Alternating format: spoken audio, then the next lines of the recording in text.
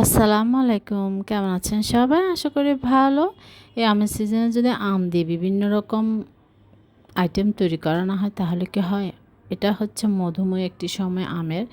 আমটা কিন্তু ছোট থেকে বড় সবাই খুব পছন্দ করে। এই আম দিয়ে কিন্তু আমি ম্যাঙ্গো মালাই কুলফি তৈরি করে ফেলছি। ম্যাঙ্গো কুলফি। এখানে আমি মেজারমেন্ট কাপে 2 কাপ পরিমাণ তরল দুধ নিয়েছি। আপনারা চেষ্টা করবেন ফুল ক্রিম তরল দুধ নেওয়ার জন্য। তাহলে কিন্তু আপনার মালাইটা খুবই ক্রিমি হবে।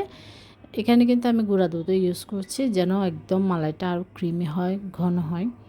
তাই কারণটা যেহেতু দুধের উপর তৈরি করা হচ্ছে, আমি এখানে 2 থেকে 3 চা চামচ পরিমাণ গুঁড়া দুধ দিবেন। তারপর কর্নফ্লেক্স মিল্ক ইউজ করছি। এটা আমার হোমমেড বাসায় তৈরি করা। আপনারা চাইলে যে টিনেরগুলো পাওয়া যায় সেগুলো ইউজ করতে পারেন, ক্যানগুলো। কোনো সমস্যা নেই। এটা আমি বাসায় কিন্তু ইনস্ট্যান্ট তৈরি করে নিয়েছি কর্নফ্লেক্স মিল্কটা। আপনার এর পরিবর্তে কিন্তু শুধুই চিনি দিতে পারেন। আমি কিন্তু চিনিটাও দিয়েছি। এখানে 1 থেকে 1.5 চা চামচ পরিমাণ হবে চিনি।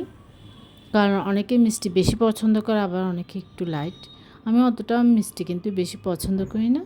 যেহেতু সবাই খাবে তাই আমি মিষ্টিটা একটু বেশি দিয়েছি। এবার আমি এখানে বাদামটা যেহেতু ম্যাঙ্গো কুলফি, ম্যাঙ্গো মালাই কুলফি, ম্যাঙ্গো কুলফি বলতে পারেন। এখানে আমি কাজু বাদামটাকে অল্প পরিমাণ তরল দুধ আমি উঠিয়ে রেখেছিলাম, ওইটা দিয়ে কিন্তু আমি বাদামটা ব্লেন্ডার করে নিয়েছি। আপনারা চাইলে কাঠবাদাম দিয়েও করতে পারেন, কিন্তু চীনা বাদামটা ইউজ করবেন না। এটা কিন্তু একদমই আপনাদেরকে ক্লিয়ার করে বলে দিচ্ছি, আপনারা এখানে চীনা বাদাম ইউজ করবেন না। তাহলে কিন্তু এর টেস্ট, এর ফ্লেভার পুরাটাই নষ্ট হয়ে যাবে। আপনি যতই কনডেন্স মিল্ক, যতই দুধ, যতই কিছু দেন না কেন, এটা কিন্তু সেই ফ্লেভারটা আপনারা পাবেন না। ম্যাঙ্গো কুলফির যে মালাই একটি ফ্লেভার থাকে সেটা কিন্তু আসবে না। তাই অবশ্যই আপনারা এটা মাথায় রাখবেন।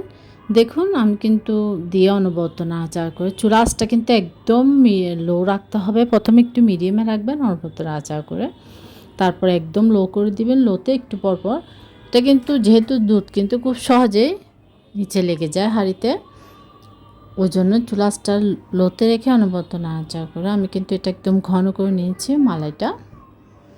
এবার আমি কুলফির সে প্রিপারেশনটা নিয়ে নিচ্ছি।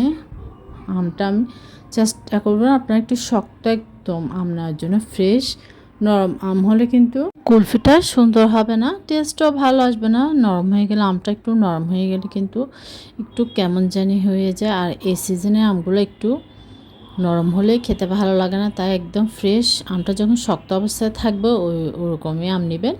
আমি মাঝখানে যে আটিটা থাকে আমের, সেটা কিন্তু চামচের সাহায্যে একদম ঘুরিয়ে ঘুরিয়ে বের করে নিয়েছি। এটা আর দেখালাম না, এটা বের করে নিয়েছি। এবার মালাইটা ভেতরে আমি যতটুকু পরিমাণ একদম ফুল করে দিয়েছি, 2টা আমের করেছি। এবার এটা কিন্তু আমি সারা রাত ডিপে রেখে দিয়েছিলাম একদম 1 দিনের জন্য।